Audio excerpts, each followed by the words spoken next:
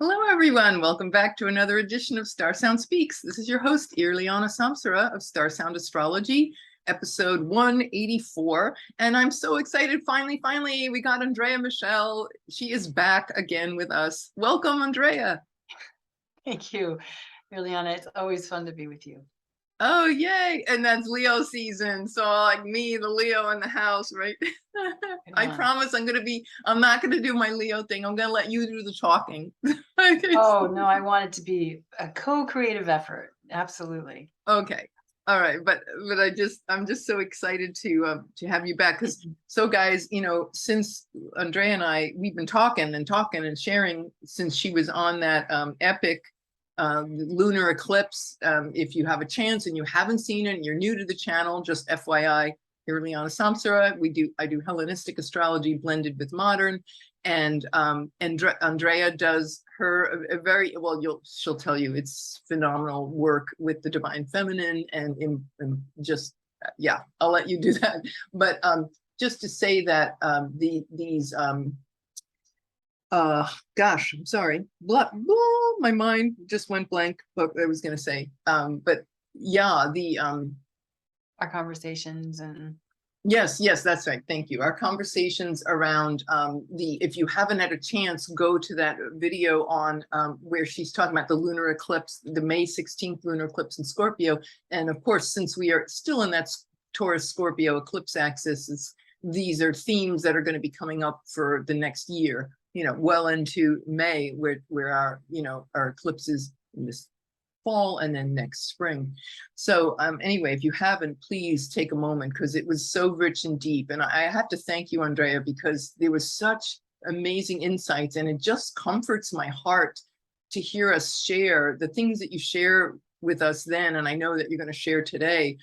Wow, of all the times we are in such a zone of we are really needing to lean into these powerful conversations. So everybody, as we know, we're moving into this conjunction, this historic conjunction of Mars, the North Node, and Uranus, and 18 degrees on August 1st of Taurus, and what that means. And I know I've already had Ari Moshe Wolf share from the evolutionary astrology perspective, which was hugely important, huge satisfaction. And so now, but I feel I asked Andrea, can you please come back? And I just feel that there's more to be said. And now that we're on top of this conjunction, yeah, like I think it's just it's in our soup. We're swimming in this in this soup, and we need this. We need these directions, and we need to lean on each other. So, yeah. Take it away. Oh, gosh, thank you for that beautiful introduction. And yeah, and just sharing that, yeah, we have been speaking about this. It's on, I mean, anybody who's an astrologer is speaking about this conjunction, and everybody has their own unique take to it. The way that I and you and I discussed how we both watched the CIA, the Cosmic Intelligence Agency. That was a wonderful interview with Gary Caton and Maurice Fernandez and Julia Simas around how we won't go too much into this here because people can look it up and watch it. It was free. But how prior Uranus-North Node conjunctions seem to always indicate a new advancement or a new branch of astrology coming through.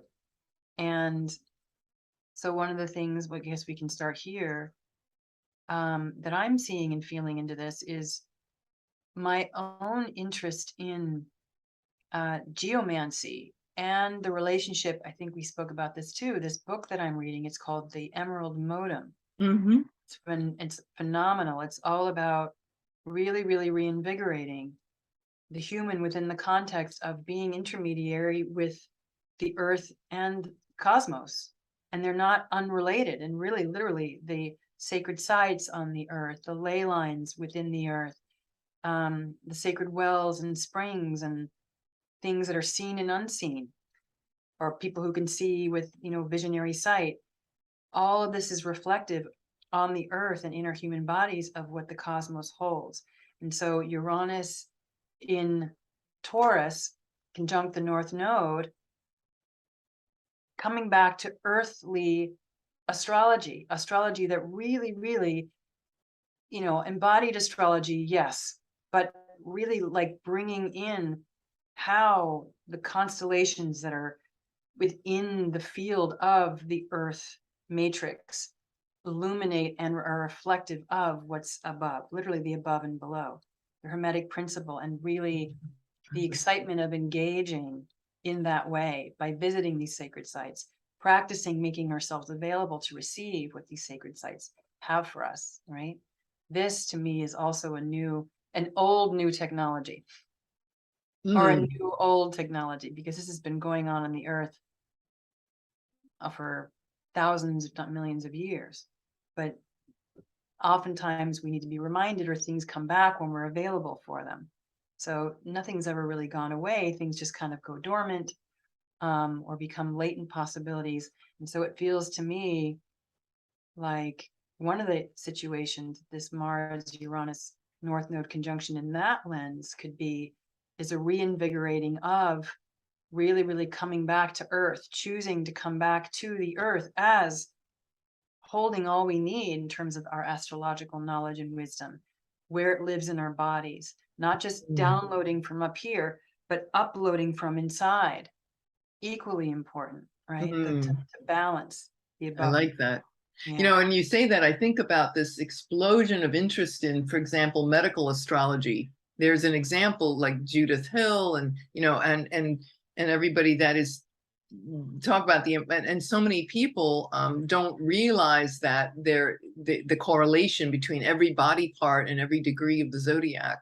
And it is that, like you were saying earlier, that connection, and that it's connected to, you know, our meridians of light. In the Keys of Enoch, they talk about the meridians of light in the body are all connected to planetary spheres. And so that knowledge was cut off, where, you know, it's just this physical body, and you are not connected to anything. And it's like, oh, you know, we're seeing the lie that's been, and that there is so much more that has been shut down, and we're reconnecting with that. But medical astrology is, my goodness, it's, you know, really booming. And you also, we want to make sure the course that you're offering, you started one and you're doing another one really soon. And I'm sure that's also, you know, I'm sure you probably felt inspired by the embodiment of astrology and discover, you know, what you're going to be offering in that course. So I want to make sure we cover that as well. Oh, thank you. Yeah, I'm happy to mention a little bit about that here. It's called fine tuning, and it's basically about really, really dialing it in. All my Virgo is very excited about this. Dialing Right.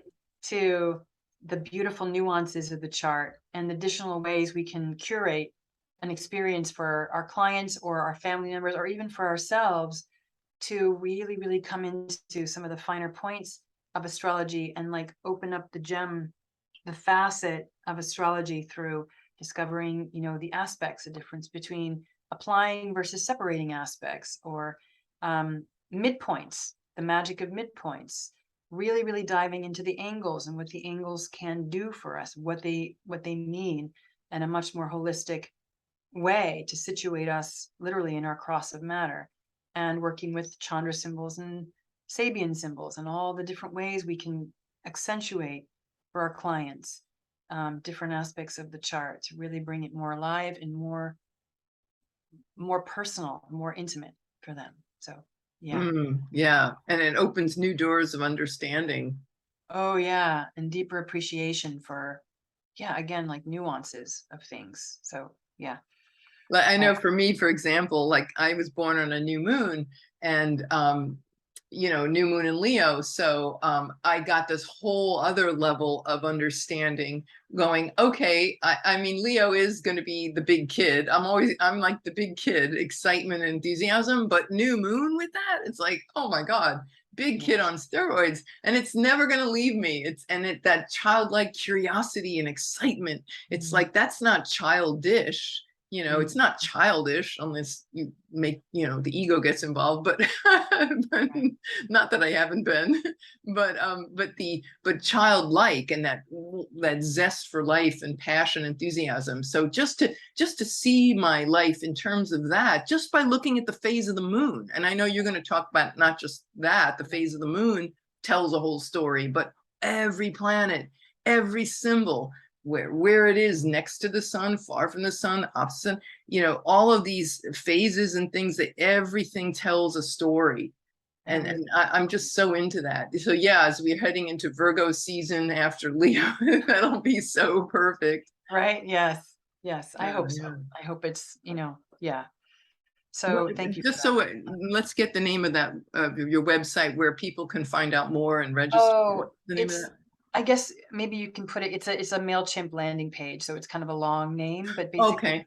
But well, actually, precioushumanbirth.com is your precioushumanbirth.com under events. Yeah, you can Your find it events. there too. Okay, great. And I'll put the link to that. So you Thank guys you. can just check that link below as you like, share, and subscribe to this podcast. That's right. That's right. And check out Andrea's offerings. They're deep. But anyway, so getting back to their conversation on the Mars-Uranus-North node, you know, when I was doing my research, what I found was the last time, I know you just were mentioning how, you know, when you go back in cycles around every 16, 17 years, Uranus meets up with the North Node. Of course, it's in different signs. But the last time Mars, Uranus, and North Node were conjunct at the exact degree that it's going to be now, 18 degrees, was 325 BC. And when then again, you know, of course, as astrologers, we look and say, well, what was going on then? The story that tells. And that was when Alexander the Great came back from India. He went as far as India and opened up the East to the West, or the West to the East, or vice versa, or both. And that's when the Hellenistic era, the Greek Empire really took root. And so it became this huge connecting Europe and Asia. There's this whole new era, this cultural era, the blending of the two cultures, and connected the world. Huge, they named Alexandria after him in Egypt, which was the world's largest library. And so before the Romans burnt it down, years later, but but they had the world's greatest collection of astrological manuscripts and knowledge. And so everyone was into astrology. So I just find that's really fascinating that now here we are. Here we are. And I love that you also mentioned something when we talked before we got on, fertility astrology becoming really like a niche type of avenue through it. I mean, it's a fortunate, unfortunate, depending on how we look at it, need perhaps that's coming or is going to continue to come. But fertility astrology, fertile earth Taurus, refertilizing. Yeah, exactly. So that's a beautiful observation too that you had there around that. Fertility, medical astrology, fertility astrology. Yes. Yep. And then look, in the light of Roe Wade, it's like going, wait a minute, there's an empowerment here that's waiting for us. And sometimes with Uranus, it can indicate, catastrophe and such. So out of loss or abandonment of something like, say, losing Roe Wade constitutional right, it's like out of that, there is some kind of opening. And so, yeah, it's like, maybe if that didn't happen, what's the Taurus thing? Complacency, comfort zone. Sometimes we have to be shaken, and not in a happy way, in order to come into our power. So you got it. Yeah. That's right. And that's the shaken up part Uranus and Taurus North Node is itself the shaking up, but Mars is like the fine point, punctuation mark on there, the igniting spark. And this is the conversation that I owe my friend Jordan, a nod to. We had a conversation this morning, and I said, there's a Promethean quality to Uranus, right? The bringer of fire. Yes. So Mars, Uranus, the fire element there, bringing fire to release trapped sunlight. He reminded me that Dane Rudhyar spoke about that, like trees. When we light a log on fire, we're igniting the trapped sunlight that through photosynthesis, the tree received and contained for its own life force vitality. So when we're burning wood, we are actually, which is an earth element, right? So Right. we are releasing the trapped fire within. And that's what's so interesting to me around the sun is in Leo when this takes place, right? Releasing the fire of the sun, Saturn in square to the nodes, retrograde. So it's like releasing trapped ancient technology, which is really more the technology of the human body that already exists within the nadis, the channels, the winds of the body. So it's really, it doesn't have to get any more complex than that. It can be really like a simplified, but beautifully organic re-relating with the body as the complex instrument, technological instrument that it is, returning to the wisdom that is already inherently here. That's one choice. I love that. It Yeah. is our bodies. We are that original technology. It's not the AI that has been developed as a, it's like antithetical. And there's our choice, and I Yes. think too, when I think about Uranus, I think of Kundalini energy and the nervous system, the light, which is the nervous system is the physical representation of the light body. So we ignite with Kundalini breath work and pranayama, this life force that's within us. Like you're saying, the tree has the trapped sunlight, and it's like Yeah. we can be that too. We can engage Mars, right? Taking action and engaging these, uh, you know, this part of ourselves that's, and using and embodying that with Saturn and Aquarius. Yeah, like go back to the future. Yes, exactly. Exactly. And let the past, I always like to look at Saturn, especially retrograde, as allowing the past to catch up with us, which most of us don't want to do. That's why we're constantly, that's why all these things, the more shadowy side, you could say, of Mars, Uranus, and the North Node is like this constant like drive toward futuristic technologies, especially when they're melded with the body, AI with the body that seemingly is promoted as helpful or beneficial, but we really need to take time to question, is that so? Is just because it's a shiny new bell and whistle and it promises, instant comfort again, is that necessarily the best thing? Because as you said, comfort can be complacency. And are we sacrificing comfort for choice, for true choosing, and or defaulting to a survival based response rather than an actual embodied conscious choosing? Are we letting this conjunction reignite the trapped fire, which is inspiration, which is more vitality, more of our innate life force, which we're going to be tempted to try to control with our minds too? That could be Saturn squaring retrograde in Aquarius, trying to get logic in there, the mind to reconstrict this life force, or for nefarious ends, or for a group that might have a special interest in doing that, or government, whatever. I don't want to get too far into that, but where is our life force going and for whom is it serving? Is it serving something or someone outside of us, or is it really in service to us? Who benefits? Who Right. benefits from it? Exactly. And even if it means, well, generally any true spiritual pursuits requires this being uncomfortable.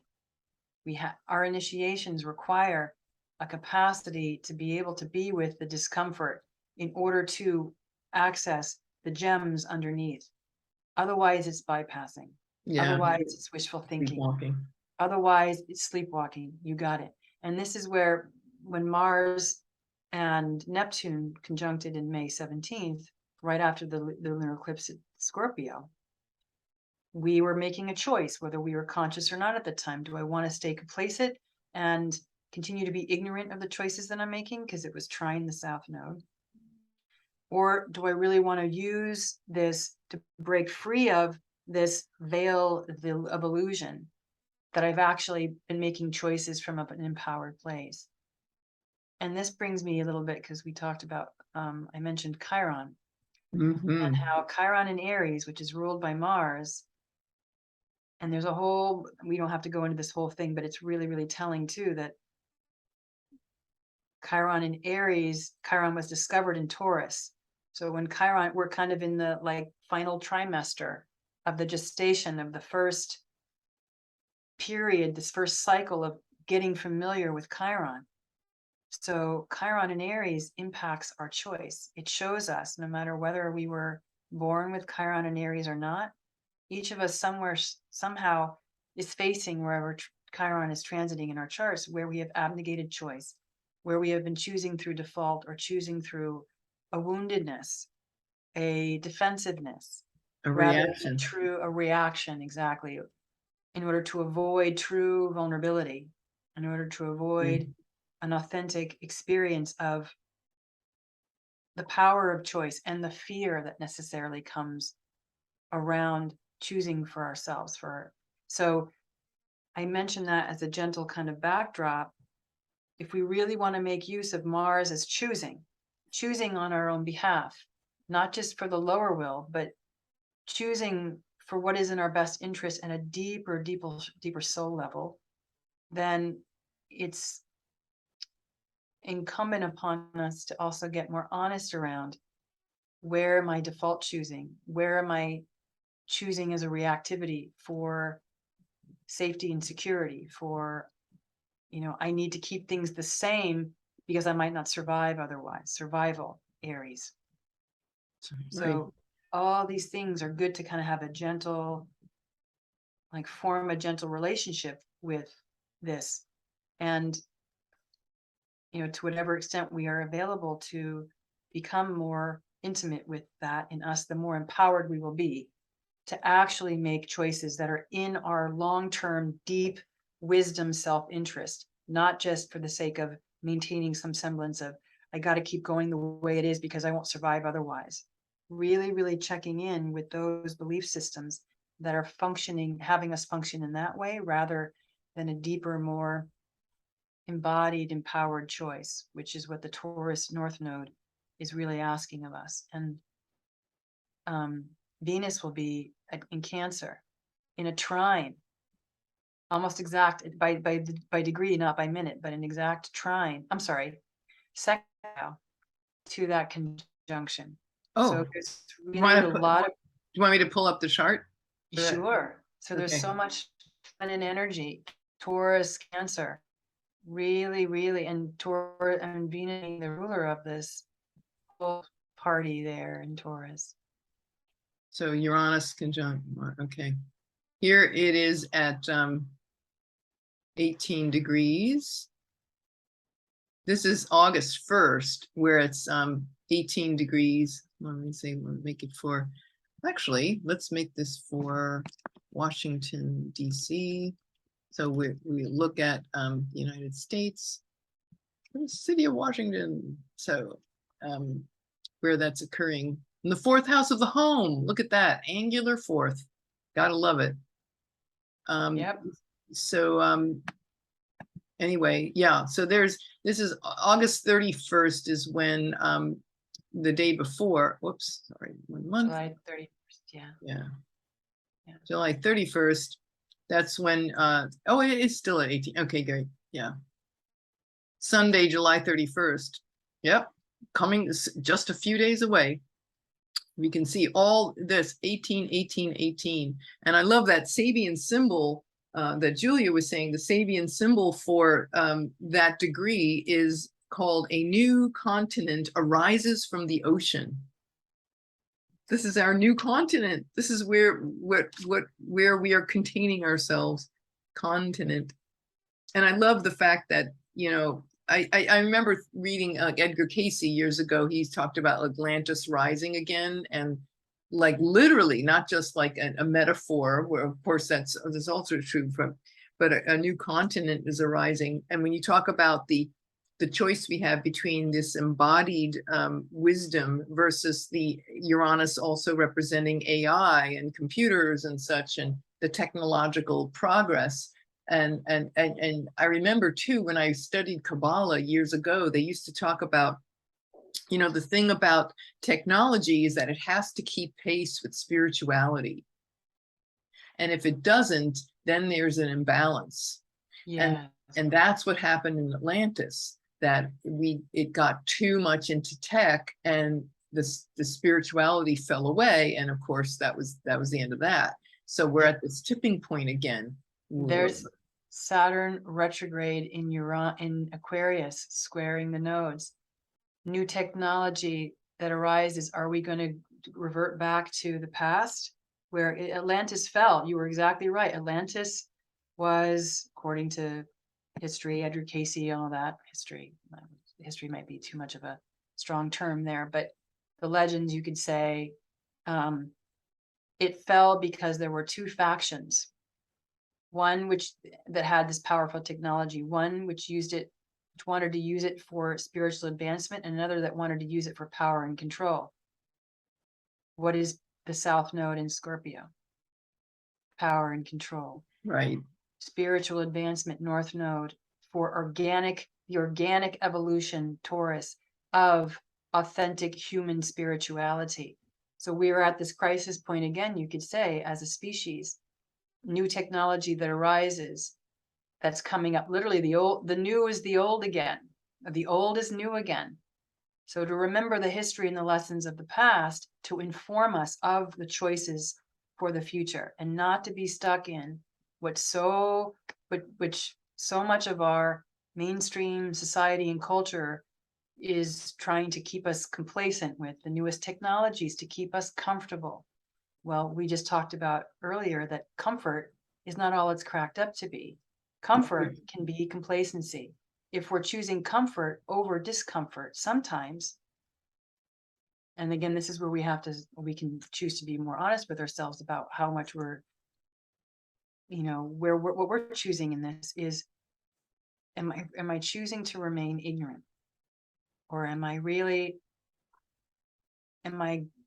gonna just use this discomfort for my advantage and my growth? Not to avoid it, not to get beyond it, but to use it as that fire, the burning of the log, to release the fire within, to release the solar light within. Yeah, and when you talk about that, what comes to mind is two things. One is my spiritual teacher. She used to say, comfort is death. You know, when it gets to that point, and it can kill you hanging on to that comfort. And I remember this years ago, I used to write film reviews, and I looked at the spiritual messages of movies. And I remember when the Pixar movie WALL-E, do you remember WALL-E? It was just great. It was this little robot. It was this cute little robot, and yes. Okay. Yeah, and he goes on this adventure, and he ends up, Earth has become destroyed. It was interesting, ahead of its time. It was probably like 15 years ago, but it was very much a Uranus and Taurus thing, because here's this robot in this Earth's resources have been destroyed, and he ends up hitching a ride, by the unusual circumstances, and in his spaceship. And this spaceship is where all these humans have relocated to the spaceship because Earth got too destroyed. So they're all cruising through space, enjoying the spaceship, and they all were really, really obese, and they were all nobody walked. They were all in these like floating chairs, and they all had this giant, I think like 7-Eleven big gulp, soda containers, and they were just sitting there with their containers, and they're floating and gliding, and everything's happy and perfect because technology made their lives so comfortable. And then WALL-E, of course, is this stirring up this, but at one point, the captain of the ship, it's like the ship runs on autopilot. The captain was really just there as a figurehead. He didn't even have to do much, but there's this really gripping moment, and they even had the famous the symphony from the 21st Century Space Odyssey, Thus Spoke Zarathustra, the famous classical piece. And you see, dum dum dum dum, everybody knows that piece of music, and it's a scene where he has to grab control back again. I'm just getting chills saying this to you, but I remember he shuts off or tries to, and he's reaching and reaching, and he to shut off the autopilot, so he comes back into his power and he shuts down the technology, and so he can drive the ship. I mean, it's really speaking to everything here that you've been sharing. That's right on. And not to give comfort a bad rap, like in and of itself. It's not like, right? Because but it's because pleasure can still be a part of it, like joy, but it's like finding, it's just really breaking free from Uranus, how we've been limiting comfort, how we've been limiting pleasure, how we've been limiting joy, and what it means to be alive and to just get by, in a way. Yeah. These are things that are being challenged, and we're being asked to make a choice with Mars there. And again, with Chiron there in the background, and Chiron is in an inconjunct relationship with the North Node and with this whole stellium, which means an inconjunct is a relationship where it's not being seen, it's in a blind spot. So again, to keep really the blind spot in our sights, to be able to name the blind spot, let it be there. And with Chiron, the wisdom method of working with Chiron is never to fix anything. The wisdom of Chiron is to let the pain tenderize us, make us vulnerable to what is actually here, and then we come back to Venus and Cancer, right? So everything is supporting us to really, really find the power of vulnerability, because Venus is actually, the power of vulnerability to get us out of this constant going faster and faster and faster into the future without tending to letting the past catch up with us, grieving whatever we need to grieve around it, without accentuating or exacerbating the story around it. All these things can really, really bring us back into an authentic choosing, deeper in our bodies, more authentically connected with the intimacy of what we really desire, what we really, really want for ourselves, for others, for the future. Yeah. Beautiful. And too, when I think about letting the past catch up with you, take the good things from the past, all the things that we want to have as a legacy, and also looking really truthfully in that Saturnian way of let's be real about, like, Saturn retrograde Aquarius. Let's go back and look at, when we had this much profligate expansion of technology, like look what happened in Atlantis, and let's remember those lessons. Yes, and unless we get, you got it exactly. Unless we get caught up in, but Atlantis is a myth, we don't even know it, whether it's a myth or was real is irrelevant to what it holds for us. It really does. I mean, some people say, that myths are actually history. Yeah. But really, really, on some level, somewhere, it's reality, real. Whether it's ever been on this plane or not. And what's interesting is the Emerald Modem speaks to that, which is a fascinating book about the different multiple levels of reality on different planes. But I digress. If we are too casually dismiss something because it doesn't meet what makes sense to us initially, and we don't receive it and let it just kind of like wash over us, is where in me, whether it's comfortable or not, speaking of uncomfortable, is there a resonance here for me? That's the vulnerability piece that really can get us past the safeguards of the protective mechanisms of always on the offensive. Where can we be on the receptive aspect of this, so that we can make a choice? So instead of Mars commanding, it's the feminine, Venus being like, wait, let's receive this, and then we can make an empowered choice from a vulnerable, powerful place that's more authentically aligned with both the masculine and the feminine. Yeah, it's a Then new the way mass for Mars to be. I love the fact that he's in his exile in Taurus when this is happening. It's perfect. It's just so right. it's such a Yes, wonderful story around that. Yeah. yes, Moving yes. out of that reactive, conquering mentality of competition and conquering into like cooperation and Hmm. illusion, blending and connecting and cooperating. It's just Yeah. it's so yummy. I Yes, love it. it is yummy. Yes, it is yummy. The potential of that is yummy. And one of the things that I also want to um, bring in here, well, two things, if that's okay, Sure. Irlianna. Um,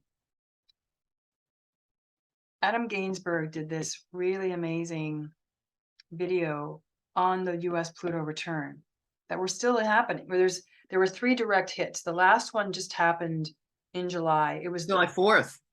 probably, yes, the Isn't most that potent because amazing? it's retrograde, which is Yeah. how Pluto was at the Right. founding of the US. And he Right. talks about the founding of the US as being a grand experiment in localization that got derailed.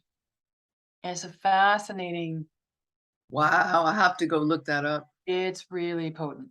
And we're still in the middle of it. Now, this is not just for the US, but I mean, your audience is from all sorts of places, but a lot of people historically, at least up until recently, maybe have looked to the US as sort of the leader. But the US was actually, he also states, never actually meant to be a superpower in the world.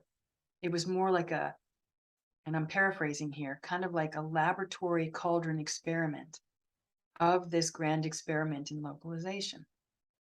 So So, talk more about that, the localization. so I'd have to go back and rewatch it myself, but basically it's, Not being centralized. well, it's being centralized in ourselves. It's ultimately another way of saying it from my, I hope I'm not doing it a disservice but from my vantage point, from what I understand Adam saying is it's literally like a grand experiment in individuation. Oh, okay. True individuation, the way that Carl Jung spoke of it. Not just, Right. in analyzing things with the mind, but he went in. This was choosing. He chose to go into the darkest places in his psyche and become intimate to the extent he was available with these aspects of his being without turning away from them. And basically, any kind of authentic individuation is like requires an availability to own the full spectrum of who we are as a human being, not who we want to be, not just our spiritual selves, not just love and light all the time, but the experiment of localization could be with the US's sun on Sirius in Cancer, Cancer being the sign of the self-identity, and Sirius being that bright, bright star, which is literally like a stargate and the Isis star too, by the way, right? Mm-hmm. Which is a whole other topic. But the localization, the transduction of all of our multivalent selves into the localized human. The human in this time and space, not trying to be anything else, not reaching for something that we're not available for, but this localization of how much can I be my full self here in 3D and be with others who are also experimenting in this localization of themselves. What does that look like? And it's an Wow. experiment. I love that. And I don't think that has to go away. That impulse, and it doesn't have to be just the US. This is also what Uranus, Mars in Taurus, squaring Saturn retrograde in Aquarius can be. It's like rooting into and stabilizing in our local multivalent selves.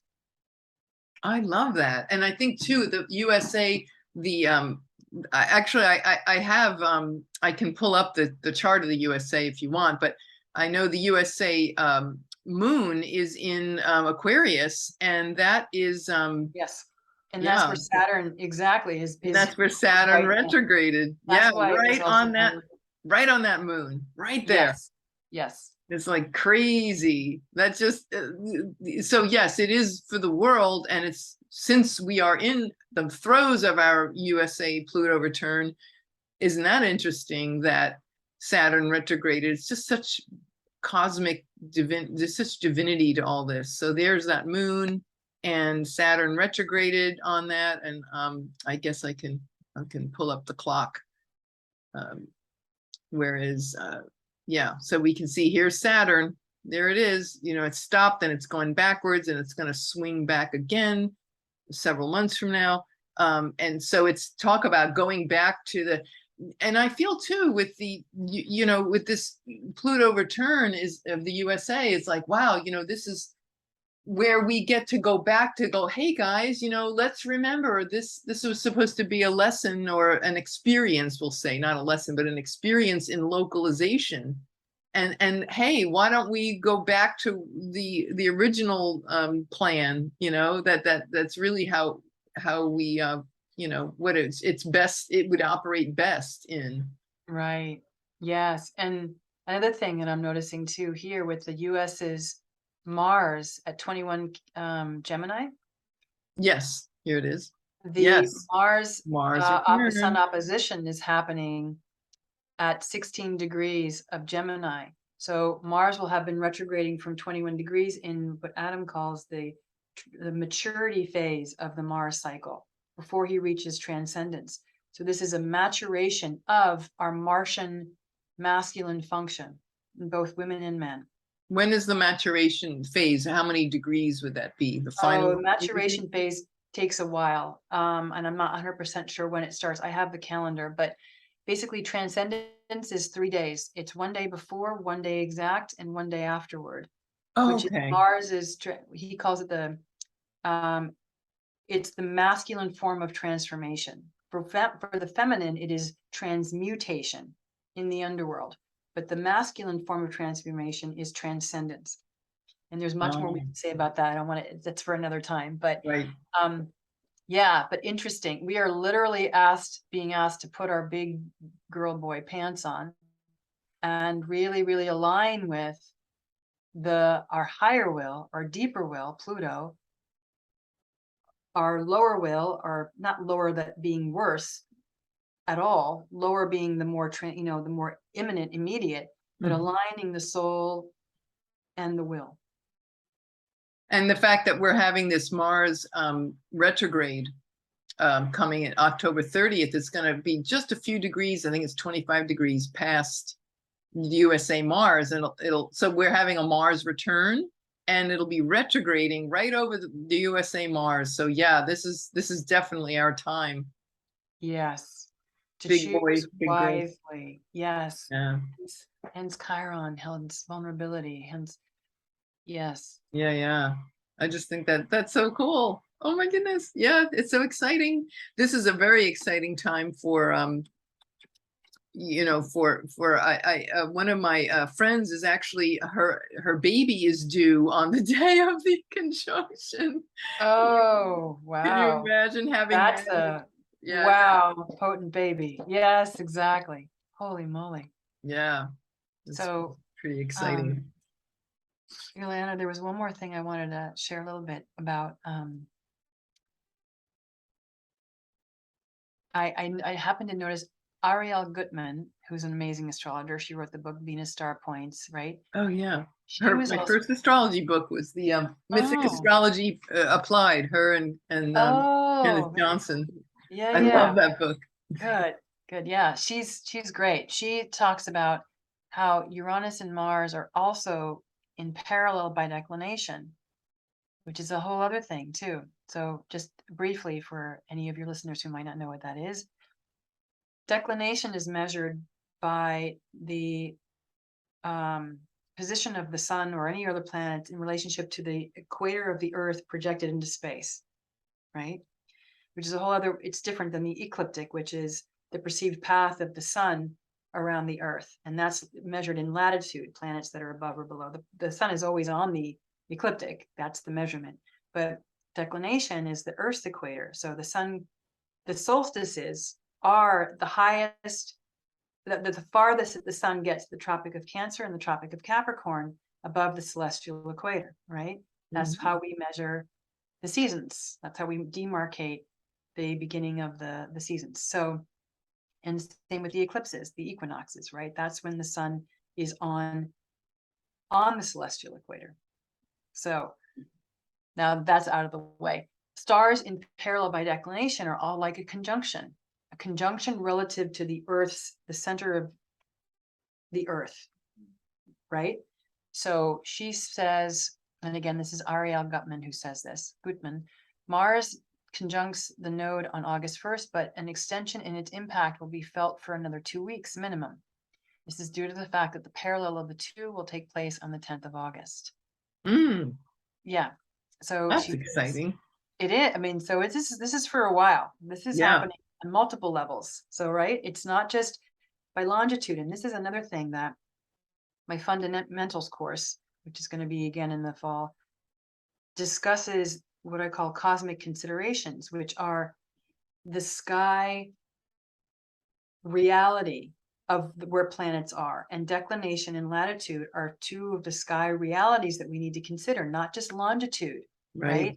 Not just, you know, where planets meet up on the chart by longitude, but latitude is equally important. And that's why when we talked about the Mars-Neptune conjunction we were talking about, it was powerful because it was an occultation, meaning the planets were together by latitude and longitude. That really, really brings even more power. So astronomy speaking aside, I love it. It really brings in this multivalent whole dimension of a whole nother dimension, right? You got it. Yeah. And it's like they always say, every picture tells a story, and you're showing us with when we bring in the conversations for declination and such, that these are multi-dimensional, and they're very deep. They're deep, rich stories with lots of facets. Yes. And it tells more of the story. Yes, you got it. You got it. The Leo in me is very excited. Very cool. Yes. This is all right. I love stories. Leo season, it's all about storytelling. So I hope that everybody, if whoever's listening, I have the link below. Go check out this course that I feel it's important. And is this course for people who already have a pretty good understanding of astrology, or what level do you think people need to have to participate? Good question. I would say a basic knowledge and curiosity of astrology. Yes. No, it doesn't have to be advanced. Anybody at any level can. It's amazing how many professional astrologers even have no idea to incorporate, wow, how close was the planet? You know, my planet is retrograde. What does that mean? Well, retrograde planets mean that they're closest to Earth that they get in their cycle. Oh, what does that mean? Literally, it brings in a whole other story to, you know, someone who's been told, well, your Mars is in detriment or whatever, but Mars is actually powerful in other ways. You can get that through these different cosmic considerations in the chart. How fast was the planet going? How bright was it when you were born? So you could have been born with a planet beneath the horizon at birth, but it was actually really visible during that period, like 24 hours or 12 hours later. Its relationship with the sun was such that it was farther away from the sun and it was super visible. So that brings a whole new dynamic. Mitigates things. The dates for the fundamentals course, and again, not to confuse this with sign house and aspect fundamentals. These are fundamentals of these sky considerations. That's not going to happen again until the fall, but the fine tuning course is happening starting in August, and that's going to be fun. We already have a good group of people forming for that, and these are very intimate groups to study, and really, really fun. I'm really enthusiastic about it. So fun, exciting discoveries. Yeah, lots deep rabbit holes to chew on. I just love that. Yeah, awesome. All righty. Well, I'm so glad you were able to join us again and take time from your busy schedule. I'm always so grateful. I love all of your insights, and you are very well loved amongst all of us. Thank you. It's always fun and a pleasure to be here with you. Yeah. Yeah, and we'll stay in touch and, you know, keep checking in with each other on, you know, how's this conjunction going for you? And it's going to be a very well lit up, exciting August, that's for sure. Oh So, yeah. Oh yeah, yeah. That's for good- sure. lots of good stuff. All right, Mhm. my dear. Well, so again, Andrea Michelle, and your it's precioushumanbirth.com is your email. I mean your sorry, website, and people can reach you through that website, your email. Mhm. And yeah, great. So I appreciate everybody always, you know, like, sharing, subscribing is always wonderful. That spreads this good work out all over the planet in honor of, not since Alexander the Great, right? Have Yeah. we had this explosion of astrology? Yes. So here we are, right? Carrying forth, you know, cycles, and things repeat themselves. And we are in this new flourishing, this new renaissance of astrology. So very grateful.